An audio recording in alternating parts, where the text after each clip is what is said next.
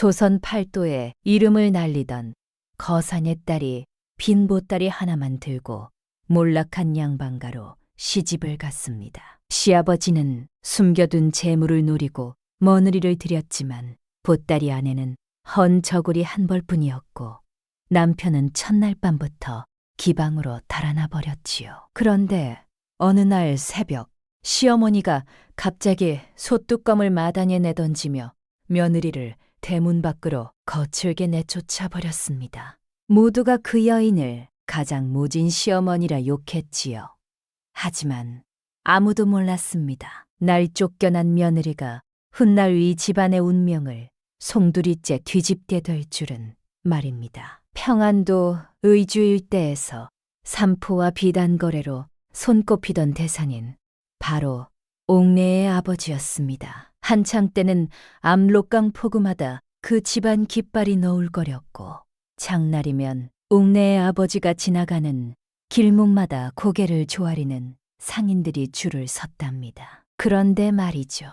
세상 일이라는 게 참 알 수 없는 겁니다. 옥내의 아버지가 갑작스럽게 급병을 얻어 세상을 떠나자마자 그 거대했던 산단이 하루아침에 모래성처럼 와르르 무너져 내렸습니다. 빚쟁이들이 때를 지어 몰려들었고 창고마다 빼곡히 쌓여있던 삼포 꾸러미와 비단 가마니는 눈 깜짝할 사이에 다른 사람들 손으로 넘어갔죠. 식구들은 뿜뿌리 흩어졌고 거상의 막내딸 옥내에게 남은 것이라고는 때가 절은 낡은 보따리 하나뿐이었습니다. 바로 그 무렵 같은 고을에 최진사라는 양반이 살고 있었습니다. 최진사 댁이라 하면 한때 감사도 안부를 물었다는 유서 깊은 양반 가문이었는데 실상을 들여다보면 안 그렇겠습니까? 대천마루 아래로 거미줄이 늘어지고 곳간 문짝은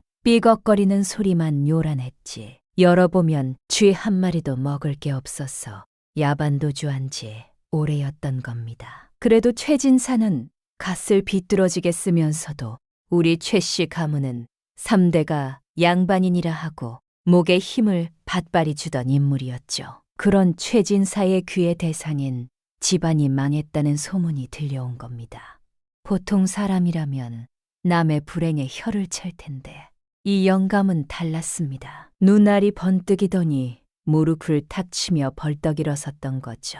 최진사의 머릿속에는 오직 한 가지 생각뿐이었습니다. 대상인이 아무리 망했다 해도 그 정도 큰 살림을 굴리던 집안이 어딘가에 비자금을 숨겨두지 않았겠느냐. 딸을 며느리로 들이면 그 숨긴 재물이 최씨 집안으로 굴러 들어올 것이라는 알팍한 계산이었던 겁니다. 최진사가 두 손을 비비며 혼사를 밀어붙이자 옥내 쪽에서는 거절할 형편이 못 되었습니다. 의지할 친척 하나 없이 거리에 나앉을 판이었으니 양반 가문의 며느리라는 자리가 당자는 지분이라도 되어주는 셈이었죠. 그렇게 혼례가 졸속으로 치러졌고 옥내는 낡은 보따리 하나를 가슴에 꼭 안은 채 최진사 댁 대문을 넘었습니다. 그런데 말입니다. 최진사가 대문 앞에서 며느리를 맞이하는 순간 이 영감의 얼굴이 파랗게 질렸습니다. 옥내의 체격이 보통이 아니었던 겁니다. 어깨가 떡 벌어지고 팔뚝이 웬만한 산의 허벅지만 했으며 키도 훌쩍 커서 대문 상인반에 멀리를 부딪힐 뻔했죠. 거기에 살이 탄탄하게 올라 걸을 때마다 마당에 흙먼지가 풀썩풀썩 일어났으니 최진사가 상상했던 폐물 보따리를 잔뜩 짊어진 가네튼 규수의 모습과는 하늘과 땅 차이였던 겁니다. 최진사가 며느리의 보따리를 낚아채듯 빼앗아 열어보았더니 안에서 나온 것이라고는 빛 바랜 저고리 한 벌과 이가 빠진 빗 하나뿐이었습니다. 최진사의 콧구멍이 벌름거리더니 얼굴이 시뻘겋게 달아오르며 두건을 부들부들 잡아 비틀었죠. 최진사가 대청 위에서 지팡이를 쾅쾅 내리찍으며 소리를 질렀습니다. 이게 다냐? 그 큰 상단을 굴리던 집구석이 고작 이런 보따리 하나가 전부란 말이냐? 옥내는 시아버지의 그 서슬퍼런 호통에도 고개를 꼿꼿이 세운 채 눈 하나 깜짝하지 않았습니다. 오히려 입꼬리를 올리며 시아버지를 똑바로 올려다보았죠. 통카 시집온 새색시라면 기가 죽어 눈물부터 쏟았을 텐데 이 며느리는 배짱이 남달랐던 겁니다. 날밤 남편 최학준이라는 자를 처음 마주한 자리도 가과이었습니다. 최학준은 허우대만 번듯하게 생겨놓고 속은 텅 빈 자루 같은 사내였죠. 혼례를 치른 첫날 밤에 신방에 들어오기는커녕 저약거리 기방에서 술을 퍼마시다가 새벽녘에야 비틀비틀 들어온 겁니다. 최학준이 신방문을 발로 걷어차듯 열고 들어서더니 촛불 아래 앉아있는 옥내의 모습을 위아래로 훑어보았습니다. 그러고는 고웃음을 후 불며 고개를 돌렸죠. 최학준이 벽에 기대앉아 이쑤시개를 입에 물고 씹으며 내뱉었습니다. 밥만 축내게 생겼구만. 곶간에 쌀도 없는 집에 저 덩치를 어찌 먹여 살린단 말이야. 말을 내뱉고는 이불을 낚아채 건너방으로 가버렸습니다. 첫날 밤부터 이 모양이었으니 이 혼인이 어떤 혼인인지 짐작이 가지 않겠습니까? 그런데 말이죠. 옥내라는 여인이 어떤 사람이었냐 하면요. 이런 수모를 당하고도 눈시울 한 번 붉히지 않았습니다. 오히려 빈 신방에 혼자 덩그러니 앉아서 팔짱을 끼고 코를 실룩거리며 부엌 쪽에서 풍겨오는 간장 냄새를 맡더니 벌떡 일어나 부엌으로 성큼 걸어간 겁니다. 밤으로 옥내는 부엌을 점령했습니다. 삐걱대는 앞꽂이를 뜯어 고치고 금이 간솥을 차륵으로 꼼꼼히 틀어막았으며 먼지가 소복이 쌓인 찬장을 박박 닦아냈죠. 다음 날 새벽 최진사와 강 씨가 잠에서 깨었을 때 부엌에서 구수한 누룽지 끓는 냄새가 솔솔 풍겨왔습니다. 텅 빈 곳간에서 대체 뭘 끓이나 싶어 고개를 내밀었더니 옥내가 뒷마당 장독 뒤에서 말라 비틀어진 시래기를 찾아내어 죽을 끓이고 있었던 겁니다. 그것도 콩노래를 흥얼거리면서 말이죠. 최진사는 그런 며느리가 곱게 보일 리 없었습니다. 아침마다 마루에 턱 버티고 앉아 곳간이 비었으니 네가 알아서 채워라. 그게 며느리 도리가 아니냐 하며 은근하게 압박을 넣었고 남편 최학준은 아예 집에 붙어 있지도 않았습니다. 해가 뜨면 노름으로, 해가 지면 기방으로 집에는 빨래 냄새나 맡으러 잠깐 들르는 수준이었죠. 이 두 사람이 입을 모아 쓸모없는 년이라 구박을 퍼부어도 옥내는 아랑곳하지 않았습니다. 옥내는 아침이면 뒷산에 올라 약초를 캔습니다. 아버지가 살아있을 적에 상단 어른들 어깨 너머로 배운 약재 감별법이 고스란히 손끝에 남아 있었던 겁니다. 삼까지는 아니어도 당귀, 감초, 쑥부쟁이 같은 약재를 골라내는 눈썰미가 장터의 늙은 약재상도 혀를 내두를 만큼 정확했죠. 옥내는 캐온 약초를 정갈하게 다듬어 장터에 내다 팔았고 그 돈으로 쌀과 반찬거리를 사서 집안 밥상을 차렸습니다. 간혹 장터 사람들이 옥내의 큰 체격을 보며 킥거리기도 했는데 옥내가 두 주먹을 허리에 딱 올리고 배를 앞으로 쑥 내밀며 한마디 했습니다. 이 몸이 왜 크겠소? 복이 꽉 차서 그런 거지. 한마디에 장터가 한바탕 뒤집어지도록 웃음바다가 되었고 놀리려던 사람들도 무안해져서 멀리를 긁적이며 슬슬 발을 뺀습니다. 이게 바로 옥내라는 여인이었습니다. 어떤 멸시 앞에서도 쭉 끌어드는 법 없이 호탕하게 뒤집어 없애는 강철 같은 심장을 가진 사람이었던 거죠.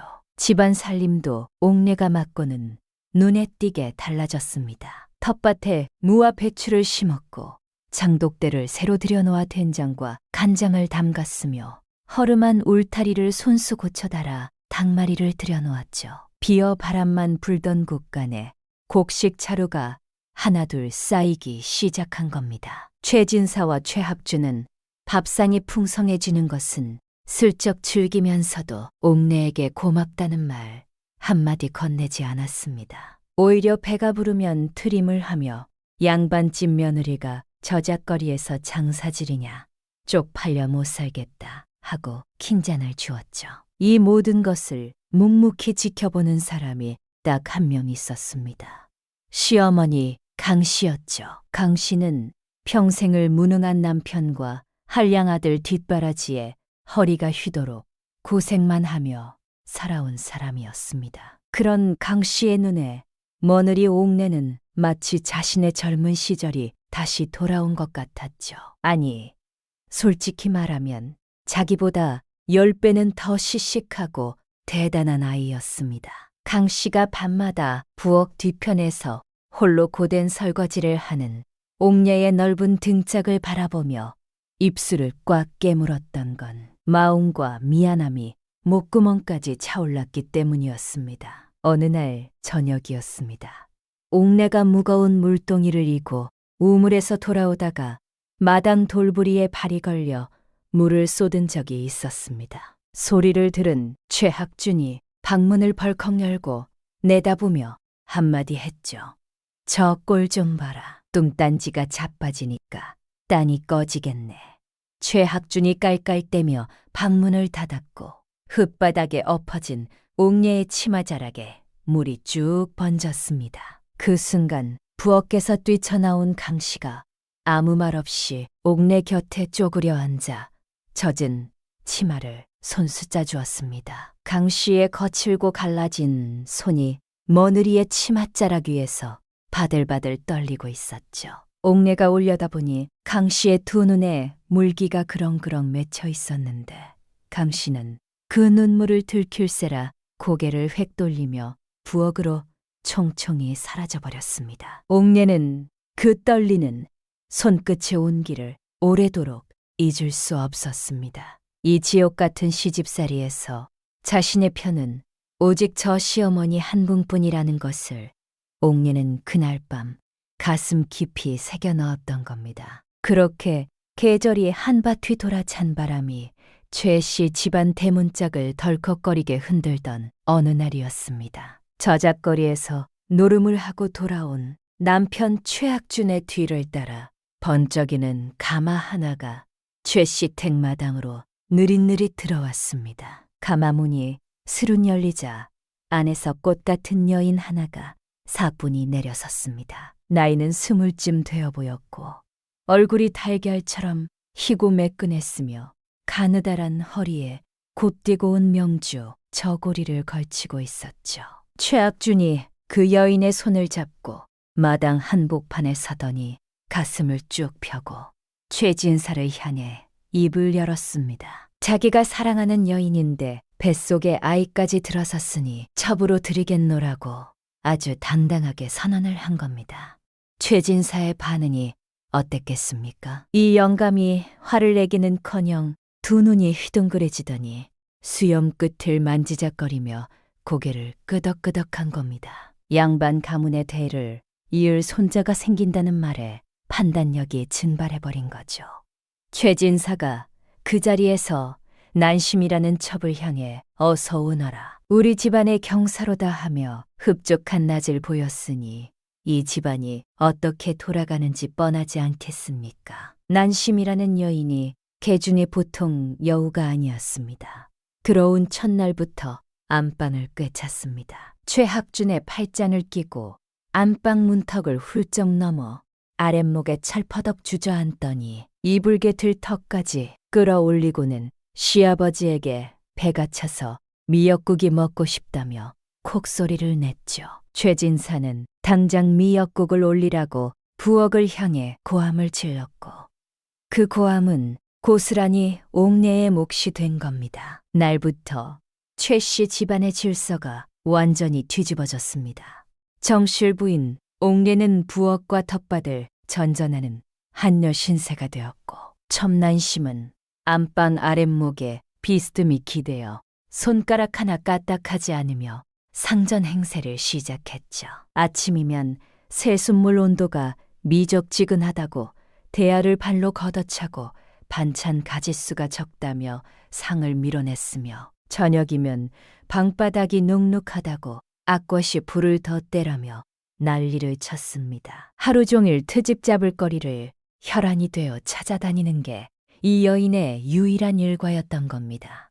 최악주는 어땠냐 하면요. 이 사내가 첩 앞에서는 완전히 녹아내린 엿가락이었습니다. 난심이 입술을 삔죽 내밀면 달려가서 부채질을 해주고 난심이 어깨를 으쓱하면 뒤에서 주물러주며 실실 웃었죠. 정실 부인이 땀을 뻘뻘 흘리며 밥상을 차려들고 오면 거들떠보지도 않고 난심의 젓가락이 향하는 반찬 그릇에만 눈을 반짝거렸습니다. 양반의 아들이라는 자가 첩의 치마폭에 종이 인형처럼 흔들리고 있었으니 꼴불견이 따로 없었던 것이죠. 어느 날이었습니다. 옥내가 이른 새벽부터 우물을 길어다 쌀을 씻고 텃밭에서 뽑아온 무로 국을 끓여 상을 차렸습니다. 반찬이 4가지나 올라간 제법 번듯한 밥상이었죠.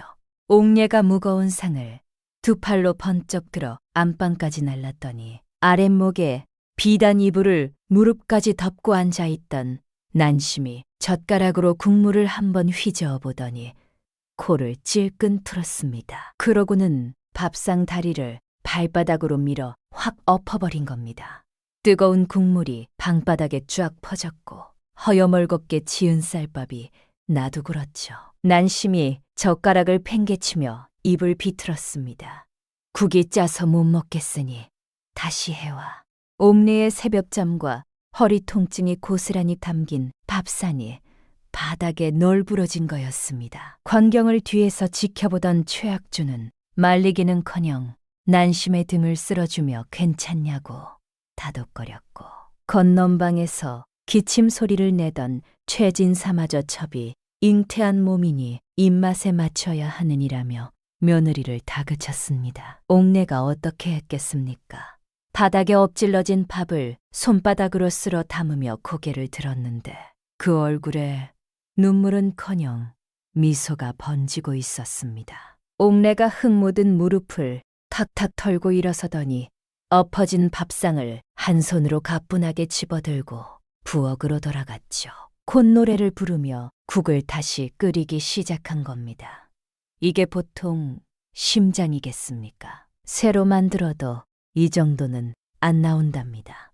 그렇게 며칠이 지난 어느 오후였습니다. 기고만장해진 난심이 옥내를 얼마나 더 부려먹을 수 있는지 시험이라도 하듯 한껏 기지개를 켜며 안방 아랫목에 들어누웠죠. 그러더니 천장을 보며 느릿느릿 한마디를 흘렸습니다. 아이고, 홀몸도 아닌 사람이 다리 퉁퉁 부어서 수신이 덩치 큰 형님이 와서 다리 좀 주물러 달라고 말이죠.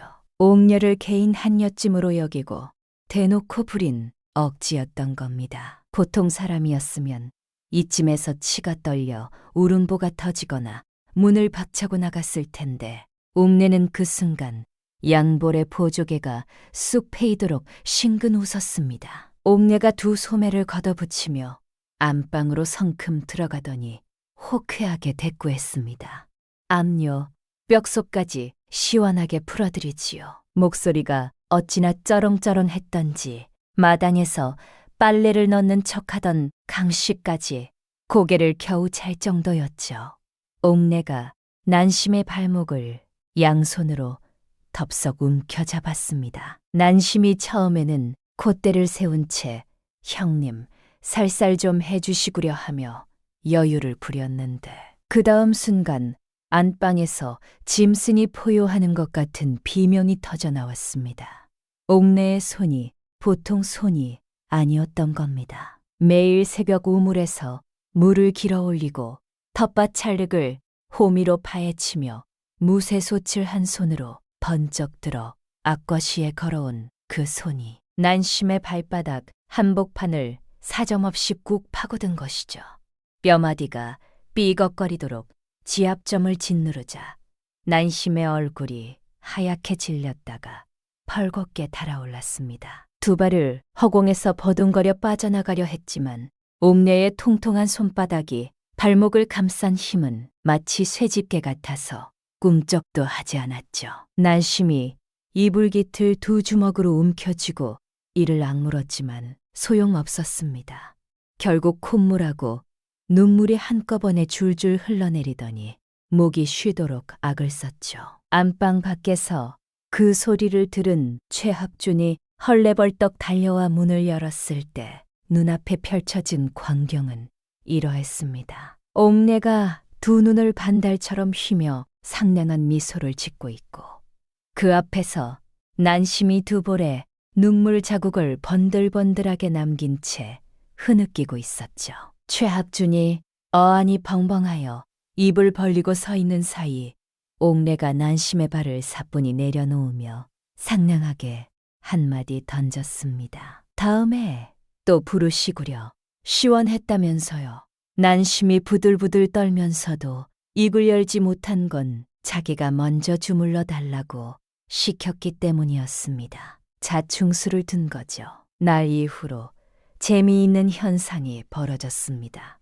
난심이 옥내에게 또 트집을 잡으려고 입꼬리를 실룩거릴 때마다 옥내가 아무 말 없이 뚜껑만 한 손바닥을 허공에서 쓱 펼쳐 보이면 난심의 안색이 창백해지며 입이 조개처럼 딱 다물렸습니다. 발바닥을 관통하던 그 살인적인 통증이 온몸에 새겨진 거죠. 난심이 움찔하며 어깨를 잔뜩 웅크리고 고개를 돌리면 옥내는 아무 일도 없었다는 듯 노래를 흥얼거리며 부엌으로 유유히 사라졌습니다. 이 유쾌한 광경이 하루에도 서너 번씩 반복되었으니 통쾌하지 않겠습니까? 하지만 말입니다. 난심이 그렇게 호락호락 꺾일 여자가 아니었습니다. 옥내에게 직접 덤비는 건 포기했지만 대신 방향을 틀었죠. 최압준의 귀에 밤마다 독을 불어넣기 시작한 겁니다. 잠자리에서 최학준의 가슴에 얼굴을 묻고 눈물을 쥐어짜며 옥내가 자기를 얼마나 괴롭히는지 뱃속 아이가 놀라서 어쩌면 좋으냐며 온갖 거짓말을 늘어놓았죠. 최학준은 첩의 눈물에 역시나 이성이라는 걸 완전히 꺼버렸고 그때부터 옥내를 향한 구박의 수위가 한층 더 거세졌습니다. 최진사까지 가세한 건 당연한 수순이었습니다. 난심이 시아버지 앞에서 다소곳이 무릎을 꿇고 앉아 떨리는 목소리로 아버님, 소첩이 건강한 아들을 낳아 최씨 가문의 대를 꼭 이어드리겠사옵니다. 하고 읍소할 때마다 이 영감은 수염을 쓰다듬으며 흡족한 낯빛을 감추지 못했죠. 첩배 교태에 시아버지와 남편이 동시에 녹아내리는 이 꼴을 지켜보는 사람은 오직 둘뿐이었습니다. 씁쓸하게 고개를 젓는 옥배와 부엌 문틈 사이로 모든 것을 지켜보며 두 주먹을 부르르 떠는 시어머니 강씨였죠. 강씨는 알고 있었습니다. 난심의 눈빛이 시아버지를 향할 때와 남편을 향할 때 그 속에 따스함이라고는 한 방울도 섞여 있지 않다는 것을 말이죠. 오직 계산만이 번뜩이는 차가운 눈이었습니다. 그리고 강씨는 한 가지를 더 직감했습니다. 이 집안이 앞으로 어떻게 될지, 그리고 이 착한 며느리가 이 진흙탕 속에서 어떻게 망가져 갈지를 말입니다. 날밤 모두가 잠든 집안에서 강씨 혼자만 잠을 이루지 못했습니다. 호롱불 하나를 켜놓고 바느질감을 무릎 위에 올린 채 바늘을 쥔 손이 한참을 허공에 멈춰 있었죠. 강씨의 입술이 파르르 떨리더니 이를 악물고 눈을 질끈 감았습니다. 얼굴 위로 호롱불 그림자가 일렁이며 깊은 주름 사이사이를 어둡게 물들였는데 그 표정이 세상에서 가장 무겁고 처절한 결심을 품은 얼굴이었습니다. 다음 날 아침이었습니다. 해가 채 뜨기도 전에 강씨가 부엌으로 들어섰죠. 옥내가 새벽같이 일어나 악거시에 불을 지피고 죽을 끓이고 있었는데 강씨가 느닷없이 소뚜껑을 번쩍 들어 마당 한가운데로 내동댕이 쳤습니다. 돌바닥에 부딪히며 쩔그랑 소리가 새벽 공기를 갈랐고 옥내가 화들짝 놀라 고개를 돌렸을 때 눈앞에 서 있는 시어머니의 얼굴은 전날까지와는 전혀 다른 사람이었습니다. 이를 꽉 깨문 인매, 매섭게 치켜뜬 눈꼬리, 두 주먹을 부르르 떨며 옥내를 내려다보는 그 기세가 한겨울 삭풍보다 차가웠죠. 강 씨가 부엌 문턱을 발로 쾌 걷어차며 날카롭게 쏘아붙였습니다. 노보기 싫은 것이 아침부터 부엌에 붙어서 밥이나 축내고 있으니 당장 썩 나가지 못할까. 옥내의 눈이 크게 떠졌습니다. 시아버지의 핀잔이나 남편의 냉대에는 눈 하나 깜짝하지 않던 옥내였지만 유일하게 자기 편이라 믿었던 시어머니의 입에서 저런 말이 나오자 가슴 한복판이 벌에 쏘인 것처럼 멍했던 것이죠. 옥내가 앞치마를 움켜쥔 채 멍하니 서 있자 강 씨가 한 발 더 다가서며 턱을 쳐들었습니다. 눈빛이 어찌나 독했던지 옥내가 자기도 모르게 반걸음을 뒤로 물러섰을 정도였습니다. 간날부터 당시의 구박이 시작되었는데 그 수위가 보통이 아니었습니다. 옥내가 새벽부터 우물물을 길어다 정성껏 빨아 널어놓은 빨래를 강 씨가 장대째 뽑아 마당 진흙덩이에 처박아 버렸습니다. 하얗게 삶은 저고리와 버선이 검은 진흙물에 퍼져 얼룩덜룩해졌고 옥내는 입술을 꽉 깨문 채 다시 빨래를 주워 담았죠. 그러면 강 씨가 또 다가와 빨래 광주리를 발로 걷어차며 고함을 질렀습니다. 제대로 하는 게 하나도 없다며 이런 미련한 것을 며느리로 들인 게 아니라며 온동이가 들으라는 듯 목청을 높였죠. 최학준과 난심은 이 광경을 보고 어떻게 했겠습니까? 둘이 나란히 대청마루 끝에 걸터 앉아 다리를 흔들며 심이 나서 구경을 했습니다. 난심이 최학준의 어깨에 기대어 입을 가리고 킥킥 웃었고 최학준은 옥내를 손가락으로 가리키며 대굴대굴 코웃음을 흘렸죠. 시어머니까지 돌아선 마당에 옥내의 편은 이 집안에 단 한 명도 남지 않은 셈이었습니다. 강 씨의 학대는 날이 갈수록 거세졌습니다. 옥내가 잠을 자던 행랑채 문을 한밤중에 벌컥 열고 들어와 찬물을 머리 위로 끼얹기도 했고 옥내가 차려놓은 밥상을 뒤엎으며 상다리를 분질러 버리기도 했죠. 바가지를 던지고 빗자루로 마당을 쓸던 올레의 등짝을 후려치며 입에 담기도 힘든 모진 말들을 쏟아냈습니다. 모습이 얼마나 처절했던지 담장 너머로 엿보던 이웃집 안악들조차 혀를 차며 고개를 저었을 정도였습니다.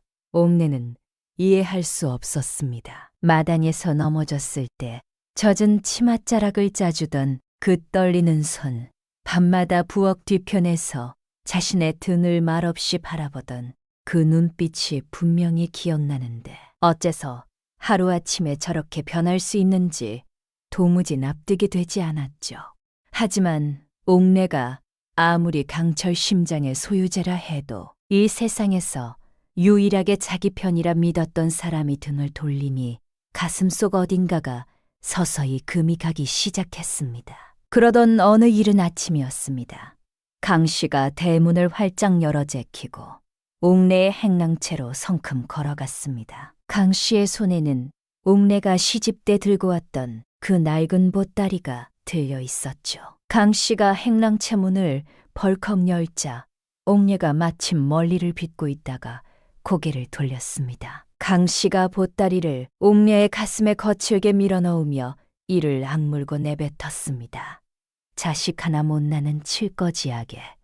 년아, 오늘로 이 집에서 당장 꺼져라. 옥내의 손에서 빛이 떨어져 마루 위에서 딸각 소리를 냈습니다. 강 씨가 옥내의 팔을 잡아 끌며 행랑채에서 마당으로 마당에서 대문 쪽으로 질질 끌고 나갔죠. 옥내의 체구가 아무리 크고 힘이 세다 해도 시어머니를 밀쳐낼 수는 없었습니다. 아니, 밀쳐낼 힘이 없는 게 아니라 차마 밀쳐낼 마음이 없었던 겁니다. 옥내는 끌려가면서도 시어머니의 얼굴만 멍하니 올려다보았죠. 이 소동을 듣고 안방에서 난심이 제일 먼저 뛰쳐나왔습니다. 눈이 초승달처럼 휘더니 입꼬리가 귀 밑까지 올라갔죠.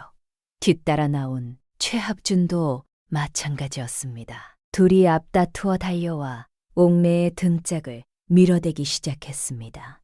난심이 옥내의 어깨를 두 손으로 떠밀며 얄밉게 콕소리를 냈습니다. 아이고, 알터니가 시원하게 빠졌네.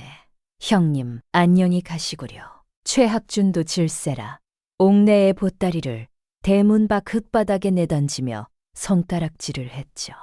다시는 이 문턱에 얼씬도 하지 마라. 알았어? 대문이 쾅 닫혔습니다. 안쪽에서 빗장 거는 소리가 들렸고 그 위로 난심의 낄릭거리는 웃음소리가 담장을 넘어왔죠. 옥내는 대문 앞 흙바닥에 주저앉았습니다. 무릎이 땅에 닿는 순간 멀지가 불성 일었고 시집온 이후 한 번도 흘리지 않았던 눈물이 턱을 타고 뚝뚝 떨어지기 시작했습니다. 이 넓은 세상에 자기를 받아줄 곳이 한 군데도 없다는 사실이 가슴을 짓눌렀고 길바닥에 엎드려 한참을 소리 죽여 울었죠. 얼마나 그렇게 울었을까요? 끝이 시리도록 찬바람이 불어오는데 문득 가슴에 안겨있던 보따리에서 둔탁한 무언가가 옆구리를 눌렀습니다. 옥내가 흐릿한 눈으로 보따리를 내려다보았죠. 분명 자기가 시집 때 가져온 보따리인데 무게가 달랐습니다. 시집 적에는 헌 저고리 한 벌이 전부여서 깃털처럼 가벼웠는데 지금 품에 안긴 보따리는 돌멩이라도 넣은 듯 묵직했던 겁니다. 옥내가 떨리는 손으로 보따리 매듭을 풀었습니다. 겉보기에는 낡은 천조각뿐이었는데 안감 쪽이 이상하게 불룩했지요. 손가락 끝으로 더듬어 실밥을 뜯었더니 꼼꼼하게 두 겹으로 꿰맨 안감 사이에서 은전이 와르르 쏟아져 나왔습니다. 한 입 두 잎이 아니었습니다. 수십 잎의 은전과 함께 금가락지 두 쌍이 천 사이에 납작하게 눌려 있었죠. 옥내의 눈이 휘둥그레졌습니다. 그리고 은전더미 맨 밑에서 꼭깃꼭깃 접힌 종이 한 장이 나왔습니다. 옥내가 그 종이를 펼쳤는데 투박하고 삐뚤한 글씨가 빼곡히 적혀 있었습니다. 한자 한자 더듬어가며 읽어내려간 옥내의 얼굴이 순식간에 하얗게 변했죠. 종이에는 이렇게 적혀 있었습니다. 못난 시어미를 원망해라. 이 지옥에서 너를 빼내려면 이 방법뿐이었다. 이 돈은 평생 빚바느질하며 몰래 모은 것이니 이걸로 내 인생을 살아라. 부디 행복하거라. 글씨 끝이 번져 있었는데 그건 먹물이 번진 게 아니라 눈물이 떨어진 자국이었습니다. 옥내는 그 서찰을 읽고 또 읽었습니다. 읽을 때마다 지난 며칠간의 장면들이 머릿속에서 하나하나 뒤집어졌죠. 빨래를 진흙에 처박던 시어머니의 손이 왜 그렇게 떨리고 있었는지, 찬물을 끼얹으며 고함을 치던 시어머니의 목소리가 왜 중간중간 갈라졌는지, 대문 밖으로 밀어내던 시어머니의 눈이 왜 끝까지 옥내의 눈을 똑바로 마주치지 못했는지, 그 모든 것이 비로소 맞아떨어졌습니다. 서슬퍼런 구박은 연기였던 겁니다. 며느리를 썩어가는 집안에서 살려내기 위해 세상에서 가장 지독한 시어머니가 되어주겠다고 작정한 한 여인의 피눈물 나는 사랑이었던 거죠. 옥내가 서찰을 가슴에 꾹 눌러 안았습니다. 입술을 꽉 깨물었지만 터져나오는 울음을 막을 수 없었고 길바닥에 이마를 대고 엎드려 온몸을 들썩이며 통곡했습니다. 아까 흘린 서러운 눈물과는 결이 전혀 달랐죠. 미안함과 고마움과 분함이 한꺼번에 섞여 가슴팍을 찢어놓는 것 같은 울음이었습니다. 한참을 그렇게 울던 옥내가 천천히 고개를 들었습니다. 흙먼지가 묻은 얼굴 위로 눈물 자국이 두 줄기 선명했지만 그 눈빛만은 조금 전과 완전히 달라져 있었죠. 옥내가 이를 꽉 깨물고 보따리를 등에 단단히 묶어 올리며 벌떡 일어섰습니다. 그리고 굳게 닫힌 최씨땡 대문을 한번 돌아보았죠. 대문 안쪽에서 시어머니 강씨가 기둥 뒤에 숨어 두 손으로 입을 틀어막은 채 소리 없이 오열하고 있다는 것을 옥내는 알지 못했습니다. 옥내가 몸을 돌려 길을 걷기 시작했습니다. 처음 몇 걸음은 비틀거렸지만 점점 보폭이 넓어졌고 어깨가 펴지더니 특유의 묵직하고 당당한 걸음걸이가 돌아왔죠. 옥내의 입에서 나직한 말이 새어나왔습니다. 이를 악문 입술 사이로 바람결에 실려갈 만큼 작지만 세상 무엇보다 단단한 목소리였습니다. 어머니, 기다리십시오. 이 옥내가 반드시 보란듯이 해내고 모시러 오겠습니다. 찬바람이 옥내의 등짝을 밀어주듯 불어왔고 보따리를 짊어진 커다란 그림자가 고갯길을 향해 성큼 멀어져 갔습니다. 옥내가 제일 먼저 향한 곳은 아버지가 살아있을 적에 상단을 꾸리던 친정 동네의 장터였습니다. 한때 옥내의 아버지의 깃발이 너울거리던 그 장터는 이제 다른 상인들 차지가 되어 있었고 옥내를 알아보는 사람은 아무도 없었죠. 옥내는 시어머니가 평생을 빚바느질하며 한 푼 두 푼 모아준 은전을 허투루 쓸 수 없었습니다. 장터 구석에 쪼그려 앉아 멀리를 싸매고 근위에 큰일을 거듭하다가 결국 보부상의 길을 택했습니다. 물건을 떼어다 파는 게 아니라 직접 등에 쥐고 팔도를 누비며 파는 것. 미천이 가장 적게 드는 장사였던 거죠. 옥녀는 은전 절반으로 항해도 연안 장터에서 소금 가마니를 사들였습니다. 소금이라는 게 해안가에서는 헐값이지만 내륙 깊숙한 산골로 들어갈수록 금값이 되는 물건이었거든요. 아버지가 소금 장사로 거상이 된 것을 어릴 때부터 곁에서 지켜봤으니 어디서 사서 어디로 가져가야 값이 붙는지를 옥내는 속속들이 꿰고 있었던 겁니다. 그런데 말이죠. 보부산이라는 게 쉬운 일이 아닙니다. 험한 고갯길을 넘고 진흙탕 산길을 걸으며 무거운 짐을 등에 지고 수십 리를 걸어야 하는 고된 노동이었죠. 통 장정들도 소금 한두 가마니를 지면 허리가 휘어 끙끙대는데 옥내는 달랐습니다. 다른 보부상들이 두 가마니를 등에 올릴 때 옥녀는 대여섯 가마니를 산더미처럼 쌓아올려 지게에 묶었습니다. 주변 상인들이 기겁을 하며 그러다 허리가 부러진다고 말렸지만 옥내가 떡 벌어진 어깨에 힘을 주고 지게를 번쩍 들어 올리자 주저앉은 건 옥내의 허리가 아니라 지게 다리였죠. 지게를 두 개나 분질러 먹고 나서야 장터 대장간에서 참나무로 특별히 깎아 만든 튼튼한 지게를 하나 맞췄는데 지게 위에 소금 가마니를 8개까지 올리고도 옥내는 콧노래를 부르며 산길을 성큼성큼 걸었습니다. 한 번에 남들의 서너 배를 실어 나르니 당연히 장사가 안 될 수가 없었죠. 산골장터에 도착하면 소금을 기다리던 아낙들이 옥내의 지게를 보고 입이 떡 벌어졌고 옥내는 넉넉하게 퍼주면서도 남는 게 있었습니다. 굼으로 번 돈을 다시 산골의 약재와 산나물에 투자했고 그걸 들고 해안가 폭으로 내려가면 또 몇 배의 이문이 붙었죠. 사들이고 지고 걷고 팔고 다시 사들이고 지고 걷고 팔고 이 과정을 옥내는 지칠 줄 모르는 체력으로 쉼없이 반복했습니다. 소문이 퍼지는 데는 오래 걸리지 않았습니다. 팔도보부상들 사이에서 황해도의 덩치 큰 여인네 하나가 지게에 산을 치고 다닌다는 얘기가 돌기 시작한 것이죠. 처음에는 비웃는 사람도 있었습니다. 여자가 무슨 보부산이냐, 그것도 뚱뚱한 여편네가 하며 수군거렸죠. 하지만 옥내와 한 번이라도 장터에서 마주친 상인들은 입을 닫았습니다. 옥내의 장사 수완이 예사롭지 않았기 때문이죠.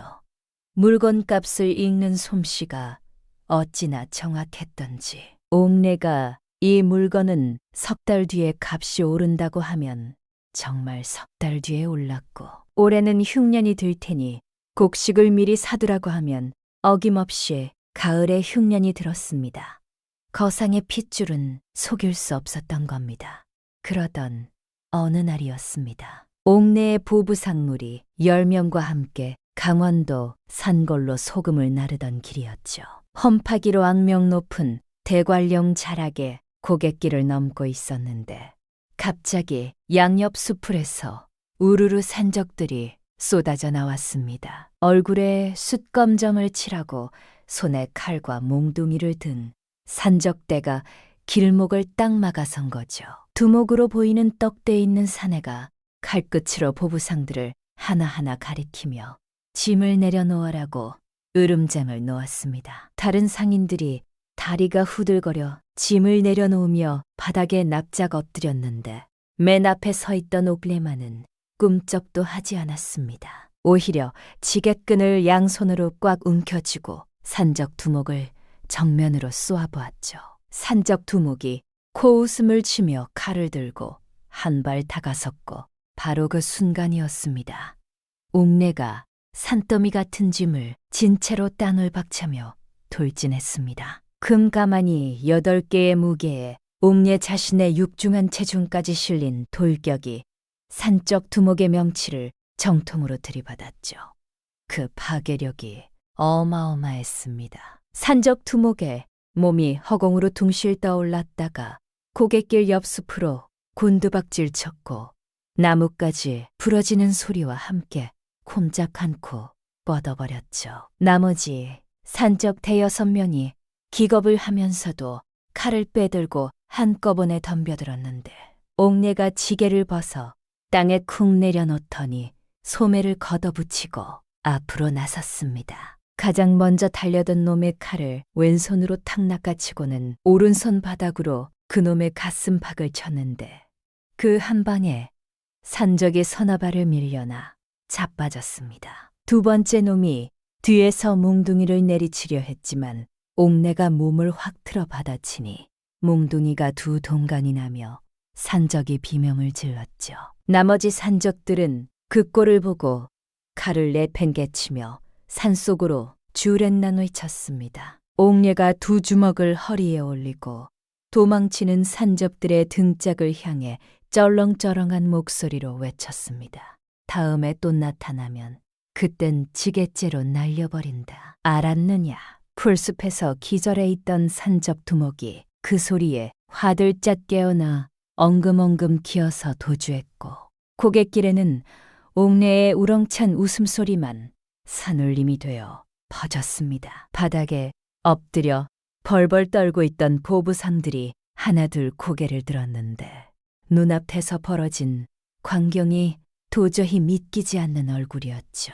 중에서 제일 나이 많은 보부상 영감이 무릎을 탁 치며 벌떡 일어났습니다. 그 영감이 옥내 앞에 큰 절을 꾸벅 붙이며 목이 메어 외쳤습니다. 이 은혜를 어찌 갚겠소. 오늘부터 당신이 우리 행수여. 다른 보부상들도 와르르 일어나 옥내를 둘러싸고 만세를 불렀습니다. 이 사건이 장터에 퍼지는 데는 사흘도 걸리지 않았죠. 강원도 산적을 맨몸으로 때려잡은 여장부가 있다는 소문에 팔도의 보부상들이 옥내를 찾아와 줄을 섰습니다. 옥내 밑으로 들어가면 산적 걱정 없이 장사를 할 수 있다는 것도 있었지만 그보다 옥내가 짜주는 장사 경로와 물건 선별법이 귀신같이 정확했기 때문이었죠. 옥내는 행수 자리에 오른 뒤부터 물류의 판을 완전히 뒤바꿔 놓았습니다. 아버지에게서 물려받은 천재적인 셈법으로 각 지역의 물가 흐름을 꿰뚫었고 기후를 읽어 풍년과 흉년을 밀리 예측하여 물건을 사고 팔았죠. 봄에 씨앗값이 쌀 때 사들여 가을 흉년에 비싸게 파는 시기였는데 그 접중률이 열이었습니다. 돈이 돈을 불렀고 보부상 무리는 어느새 수십 명에서 수백 명으로 불어났습니다. 보찜 하나로 시작한 장사가 불과 3년 만에 팔도를 주름잡는 거대한 상단이 된 겁니다. 옥내는 비단 옷을 걸치고 상단의 장부를 직접 관리하며 수백 년의 상인을 호령하는 대행수가 되었죠. 하지만 말입니다. 옥내는 아무리 돈이 쌓이고 사람들이 떠받들어도 밤마다 잊지 못하는 것이 하나 있었습니다. 품속에 늘 간직하고 다니는 꽃깃꽃 같은 종이 한 장. 시어머니 강씨가 눈물로 적어준 그 서찰이었죠. 장부를 정리하고 상인들을 돌려보낸 깊은 밤. 옥내는 호롱불 아래에서 그 서찰을 꺼내 펼쳤습니다. 짓바느질로 갈라터진 손으로 앉아 한자 한자 꽉꾹 눌러 쓴 그 글씨가 시간이 지날수록 더 선명하게 가슴을 쿡 찔렀죠. 옥내가 서찰을 접어 다시 품에 넣으며 나직하게 중얼거렸습니다. 어머니, 조금만 더 기다리십시오. 그 목소리에는 그리움과 다짐이 단단하게 엉겨 있었습니다. 그러던 어느 날이었습니다. 상단의 연락책이 숨을 헐떡이며 달려와 옥내 앞에 무릎을 꿇었습니다. 충청도에서 급보가 왔는데 최 씨 집안에 큰 변고가 생겼다는 소식이었죠. 옥내가 장부를 덮고 연락책의 말에 귀를 기울이는데 들려오는 내용이 하나하나 기가 막혔습니다. 옥내의 두 눈이 서서히 가늘어지더니 입꼬리가 한쪽으로 비스듬히 올라갔습니다. 옥내가 자리에서 천천히 일어나며 한마디를 내뱉었습니다. 가마를 준비해라. 옥내가 쫓겨난 뒤 최 씨 집안이 어떻게 되었는지 시간을 조금 되돌려 보겠습니다. 옥내가 대문 밖으로 사라진 그날 저녁, 최 씨 댕판에서는 잔치라도 벌어진 듯 웃음소리가 넘쳐났습니다. 난심이 최악준의 무릎에 멀리를 얹고 드러누워 콩노래를 불렀고, 최악준은 술잔을 기울이며 거추장스러운 짐을 하나 덜었다고 실실 웃었죠. 최진사마저 안방문을 열어놓고 그 꼴을 흐뭇하게 바라보며 수염을 쓰다듬었으니 이 집안 남자들의 눈이 어떻게 생긴 건지 참 알다가도 모를 일이었습니다. 그런데 말이죠. 여기서 한 가지 짚고 넘어가야 할 게 있습니다. 옥내가 있을 때 최 씨 집안의 살림이 어떻게 돌아갔었냐 하면요. 텃밭에서 무와 배추를 키운 것도, 닭을 들여 달걀을 거둔 것도, 장터에 약재를 내다 팔아 쌀을 사온 것도 전부 옥내의 손에서 나온 거였습니다. 옥내가 빠진 최 씨 집안은 수레에서 바퀴를 뽑아낸 것과 다름없었죠. 텃밭에 물을 주는 사람이 없으니 채소가 말라 비틀어졌고, 닭을 돌보지 않으니 닭들이 담장을 넘어 도망쳤으며, 장터에 내다 팔 약재를 캐올 사람이 없으니 당장 살림돈이 끊겼습니다. 한 달도 채 지나지 않아 곳간이 다시 텅텅 비어버린 겁니다. 난심히 밥상을 차렸겠습니까? 어림도 없죠. 이 여인은 악거시에 불 때는 법도 몰랐고 알 생각도 없었습니다. 손가락 하나 까딱하지 않은 채 안방에 들어누워 배가 고프다며 징징거렸고, 최악준이 저작거리를 뛰어다니며 외상으로 음식을 떼어왔죠. 하지만 외상이라는 게 한두 번이지 양반 체면에 갚지도 못할 외상이 쌓이자 장터 주모들이 최악준만 보면 문을 닫아버렸습니다. 이 꼴이 되었는데도 최악준은 정신을 차렸을까요? 안 그렇겠습니까? 당연히 못 차렸죠. 남은 돈을 긁어모아 노름판에 들고 갔다가 미천까지 탈탈 털리고 돌아온 겁니다. 집안 형편이 바닥을 치자 난심의 태도가 슬슬 변하기 시작했습니다. 최학준을 향하던 그 달콤한 콩소리와 교태가 하루가 다르게 싸늘해졌죠. 최학준이 안방문을 열고 들어서면 등을 돌렸고 말을 걸면 짜증 섞인 한숨을 내뱉었습니다. 난심의 눈에서 최악준이라는 사내의 쓸모가 급격히 사라지고 있었던 겁니다. 난심이 본색을 드러낸 건 어느 깊은 밤이었습니다. 최학준이 저작거리에서 술을 퍼마시고 인사불성이 되어 방바닥에 골아떨어진 틈을 난심히 놓치지 않았죠. 난심히 살금살금 일어나 최학준의 허리춤을 뒤져 곳간 열쇠를 빼냈습니다. 손놀림이 어찌나 능숙했던지 최학준은 코를 드르렁거리며 뒤척이기만 했을 뿐 전혀 깨지 않았죠. 난심히 그 열쇠를 쥐고 곳간으로 향했습니다. 간 안에 곡식은 진작에 바닥이 났지만 구석 괴짜 깊숙이 최진사가 목숨처럼 아끼던 것들이 남아 있었습니다. 최씨 가문 3대의 땅 문서 3장과 선대에서 물려받은 옥놀이개 1쌍, 그리고 의장도 하나였죠.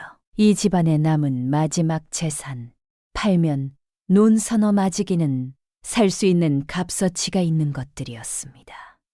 난심히 그것들을 보자기에 싸서 품에 안았습니다. 그리고 안방으로 돌아가 자기 옷가지와 폐물까지 챙겨 보따리를 꾸렸죠.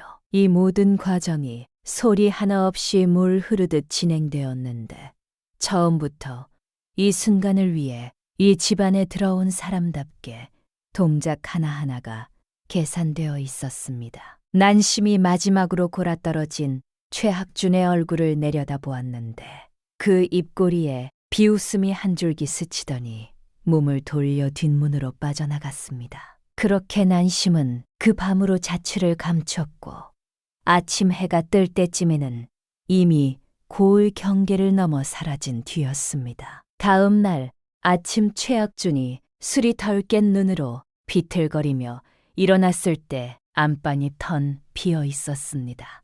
난심의 옷가지도 비녀도 신발도 하나 남김없이 사라졌죠. 최학준이 벌컥 곳간 문을 열었더니 서랍이 쑥 빠져나와 있었고 땅 문서와 폐물이 있던 자리에는 먼지만 소복이 쌓여 있었습니다. 최학준의 다리에서 힘이 빠져 곳간 문턱에 털썩 주저앉았죠.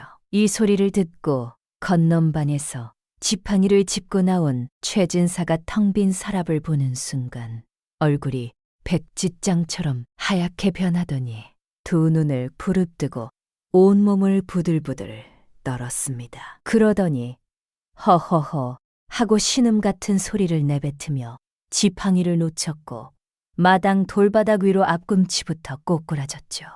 최진사가 그 자리에서 정신을 잃었습니다. 급히 의원을 불러왔지만 이미 풍이 와서 오른쪽 판다리를 쓰지 못하게 되었고 말도 어눌해져 제대로 된 문장을 만들어내지 못하는 반신불수 신세가 되어버린 겁니다. 때부터 최학준이 어떻게 했겠습니까?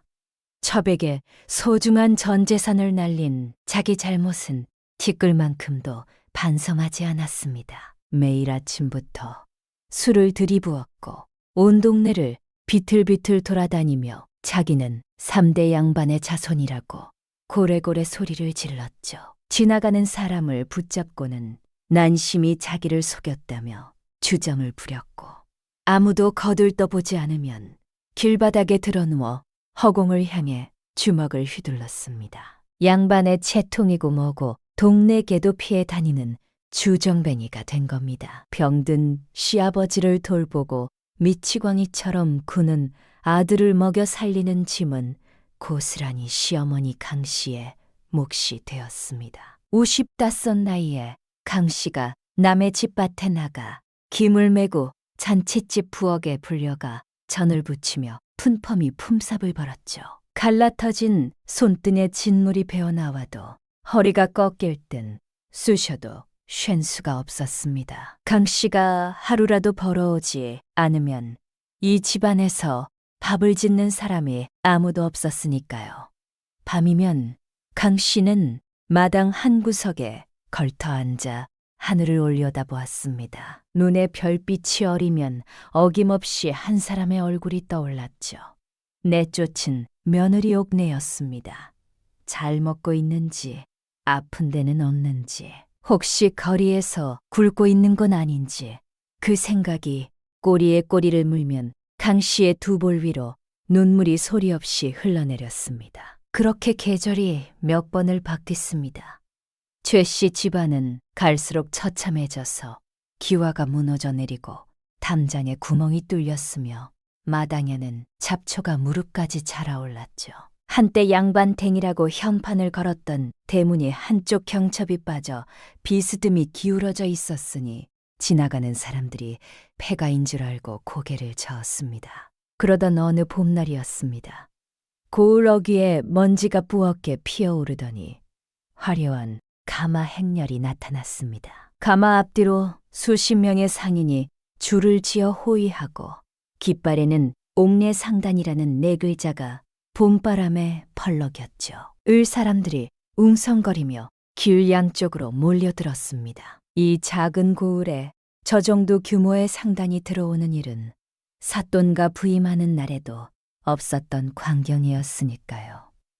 가마가 고을 한복판에 멈춰섰고 문이 열렸습니다. 안에서 비단 옷을 걸친 여인이 한 발을 내디뎠는데 그 체구가 다마 문턱을 가득 채울 만큼 당당하고 컸죠. 옥내였습니다. 겉대가 절은 보따리 하나를 들고 이 고을에 시집오던 그 뚱뚱한 며느리가 조선 팔도를 호령하는 거상에 미세를 두르고 돌아온 겁니다. 옥내가 가마에서 내려 고을거리를 천천히 걸었는데 발걸음 하나하나에 땅이 울리는 듯했고 양업으로 늘어선 고을 사람들이 저도 모르게 고개를 숙였습니다. 옥내의 눈이 고을 구석구석을 훑었습니다. 잔치집이 있다는 소식은 이미 들어 알고 있었죠. 옥내가 수행원을 돌아보며 단 한마디를 내뱉었습니다. 잔치집이 어디냐? 수행원이 앞장서 길을 안내했고 옥내의 가마 행렬이 고을 동쪽 끝 잔치집을 향해 천천히 움직이기 시작했습니다. 잔치집 부엌은 연기와 기름 냄새로 자욱했습니다. 커다란 솥에서 기름이 보글보글 끓고 있었고 안악대 6명이 줄지어 앉아 전을 부치고 있었죠. 맨 끝자리에 강 씨가 있었습니다. 등이 굽어 거의 솥 위에 코를 박을 떤 자세로 앉아 갈라터진 손으로 반죽을 떼어 기름 위에 올리고 있었죠. 손등마다 기름이 튀어긴 붉은 화상 자국이 겹겹이 얹혀 있었고 땀에 젖은 멀리카락이 이마에 척 달라붙어 있었습니다. 한때 양반 가문의 안주인이었던 여인이 품삯 몇 푼에 남의 잔치집 부엌 바닥에 처그려 앉아있는 꼴이 그러했습니다. 잔치집 마당이 갑자기 술렁이기 시작했습니다. 웅성거리는 소리가 부엌까지 밀려들었고 옆에 앉은 안악이 목을 빼며 뭐가 저리 떠드는 거냐고 중얼거렸죠. 강 씨는 고개도 들지 않았습니다. 전 부치는 손을 멈출 여유가 없었으니까요. 한 잔이라도 더 부쳐야 오늘 품피제서 쌀 한 배라도 더 살 수 있었고 그 쌀로 병든 남편과 술주정뱅이 아들의 저녁을 지어야 했으니 바깥이 어수선한 것 따위에 신경 쓸 겨를이 없었던 겁니다. 입구에 들이운 멍석 가림막이 거쳤습니다. 햇살이 쏟아져 들어오며 기름 연기 사이로 커다란 그림자 하나가 길게 드리웠죠.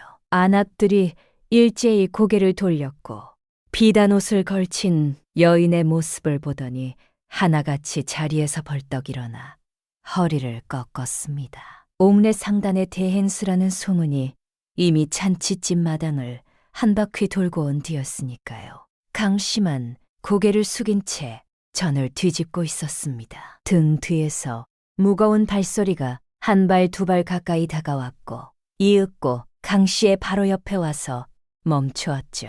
누군가의 그림자가 강 씨의 갈라진 손등 위로 내려앉았습니다. 강 씨가 귀찮다는 듯 고개를 돌리려는 순간 크고 두툼한 손 두 개가 강 씨의 손을 덥석 감싸 쥐었습니다. 손이 어찌나 따뜻하고 넓었던지 강 씨의 손이 마치 아이의 손처럼 작아 보였죠. 강 씨가 천천히 고개를 들었습니다. 눈앞에 낯익은 얼굴이 있었습니다. 떡 벌어진 어깨, 둥글고 큰 체구, 그리고 눈이 사라질 만큼 환하게 웃고 있는 고족의 깊은 얼굴이었죠.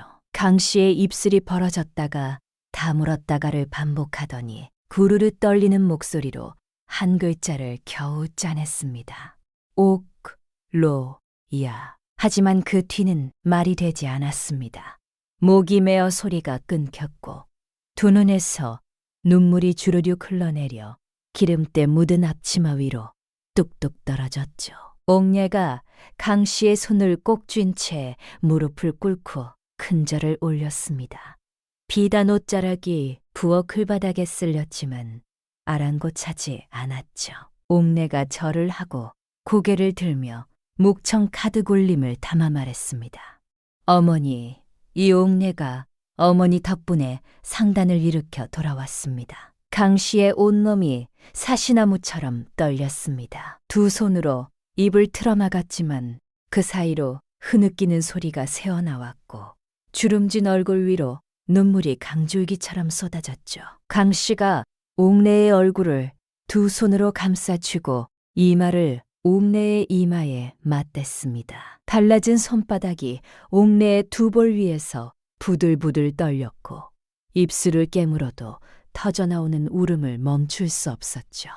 미안하다는 말도 보고 싶었다는 말도 단행했다는 말도 목구멍에서 엉켜 한마디도 제대로 나오지 않았지만 서로의 이마가 맞다는 그 온기만으로 수년간 쌓인 그리움과 한이 녹아내리고 있었습니다. 안악들이 콧날이 시큰해져 앞치마로 눈을 훔쳤고 잔치집 마당에 모인 구경꾼들도 코를 훌쩍이며 고개를 돌렸습니다. 옥례가 강 씨를 부축하여 일으키고 자기 비단 겉옷을 벗어 강 씨의 어깨에 둘러주었는데 기름때와 땀에 절은 무명옷 위로 화려한 비단이 내려앉아 강 씨가 사연하려 했지만 옥례가 고개를 가로저었습니다. 옥례가 강 씨의 등을 토닥이며 부엌 밖으로 한 걸음씩 이끌었죠.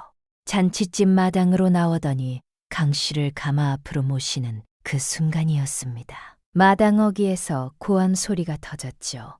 고개를 돌리니 누더기를 걸친 사내 하나가 비틀비틀 달려오고 있었습니다. 최학준이었습니다. 술 냄새를 온몸에 풍기며 눈이 벌게 충혈된 채 달려온 최학준의 뒤를 지팡이에 의지한 최진사가 한쪽 다리를 절뚝이며 힘겹게 따라오고 있었죠. 옥례가 거상이 되어 돌아왔다는 소식이 동네를 타고 이 두 사람의 귀에까지 들어간 거였습니다. 최학준이 옥례 앞까지 달려오더니 두 무릎이 꺾이며 바닥에 털썩 주저앉았습니다. 급골악선이가 가과이었죠. 갓은 진작에 잃어버렸고 상투가 풀어져 멀리카락이 얼굴을 덮고 있었으며 도포 자락은 여기저기 찢어져 속옷이 후히 비쳤습니다. 최학준이 옥례의 치맛자락을 두 손으로 붙잡고 매달리며 울먹거렸습니다. 내가 잘못했소. 조강지처를 이제야 알아보겠으니 이 한 번만 봐주시오. 뒤를 최진사가 절뚝거리며 따라와 지팡이를 더듬으며 넘어질 듯 비틀거리다가 옥례 앞에 서서 어눌한 입으로 중얼거렸죠. 며느리가 돌아왔으니 이 집안을 다시 살려내라. 그게 며느리의 도리가 아니겠느냐고 말입니다. 전 재산을 첩에게 털리고 거짓거리 되었으면서도 양반 운운하며 도리 타령을 하는 이 뻔뻔함이라니 안 그렇겠습니까? 옥례가 최학준의 손을 말없이 내려다 보았습니다. 자기 치맛자락을 움켜쥐고 늘어진 그 손은 한때 첫날 밤에 기방으로 도망치던 손이었고 첩의 입에 고기를 넣어주며 희죽거리던 손이었으며 옥례를 대문 밖으로 밀어내던 바로 그 손이었죠.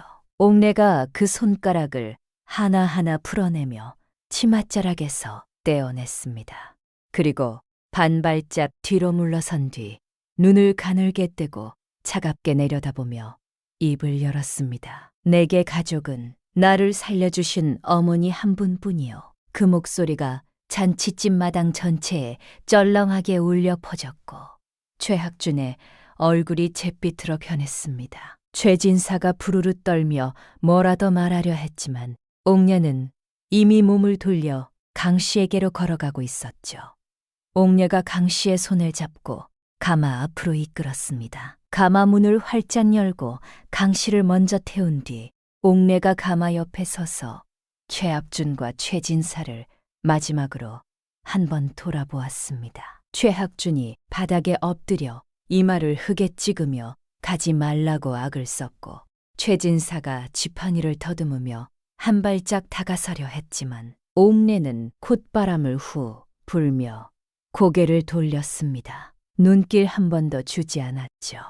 옥내가 손을 들자 가마꾼들이 일제히 가마를 들어 올렸고 상단의 깃발이 봄바람에 찰랑거리며 행렬이 움직이기 시작했습니다. 가마 안에서 강 씨가 옥내의 넓은 어깨에 멀리를 기댔습니다. 평생을 짓눌러 왔던 무게가 한꺼번에 빠져나간 것처럼 강 씨의 몸에서 힘이 스르륵 풀렸고 주름진 입가에 미소가 번졌죠. 옥내가 강 씨의 머리카락을 쓸어 올려주며 나직하게 말했습니다. 어머니, 이제 고생 끝이에요. 앞으로는 제가 다 할 겁니다. 강 씨가 옥녀의 손등을 꼭 쥐며 고개를 끄덕였고 그 두 눈에서 흘러내린 마지막 눈물은 서러움이 아니라 안도의 눈물이었습니다. 행렬이 고을을 빠져나가며 먼지를 일으켰고 그 뒤에 남겨진 최학준은 흙바닥에 엎드린 채 고개도 들지 못했습니다. 최진사는 한쪽 다리를 질끌며 담장에 기댔었는데 멀어져가는 가마 행렬에 깃발이 아지란히 너머로 점점 작아지는 것을 멍하니 바라볼 수밖에 없었죠. 잔치집 마당에 모여있던 고을 사람들이 수근거렸습니다. 그 뚱뚱한 며느리를 쫓아냈던 집안이 저 꼴이 되었다며 하늘이 무섭지 않았냐며 혀를 찼죠. 옥녀는 그 뒤로 시어머니 강 씨를 친어머니처럼 모셨습니다. 상단의 큰 저택 중에서 가장 따뜻한 안방을 마련하여 강 씨를 드렸고 아침 저녁으로 문안을 드리며 손수밥상을 차렸죠. 강 씨는 처음에 그 호사가 몸에 맞지 않는 듯 어색해했지만 옥내가 매일 저녁 강 씨의 거친 손에 기름을 발라주며 하루 동안 있었던 장사 이야기를 제잘제일 늘어놓으면 그제야 강 씨의 주름진 얼굴에 웃음꽃이 피어올랐습니다. 옥내는 상단을 더욱 크게 일으켰고 강 씨는 며느리의 넓은 품 안에서 평생 쌓인 한을 하나씩 내려놓으며 편안한 나날을 보냈습니다. 한때 세상 누구보다 지독한 시어머니가 되어야 했던 여인과 지독함 속에 숨겨진 사랑을 끝내 알아본 며느리가 함께 웃고 함께 늙어가는 모습이 이 이야기에서 가장 아름다운 장면이 아니었겠습니까? 조선 팔도의 옥리 상단 깃발이 펄럭이는 곳마다 사람들이 이 이야기를 입에서 입으로 전했답니다. 뚱뚱하다고 비웃음을 받던 며느리가 조선 최고의 거상이 되었고 세상에서 가장 모질었던 시어머니의 구박이 사실은 세상에서 가장 뜨거운 사랑이었다는 이야기를 말이죠.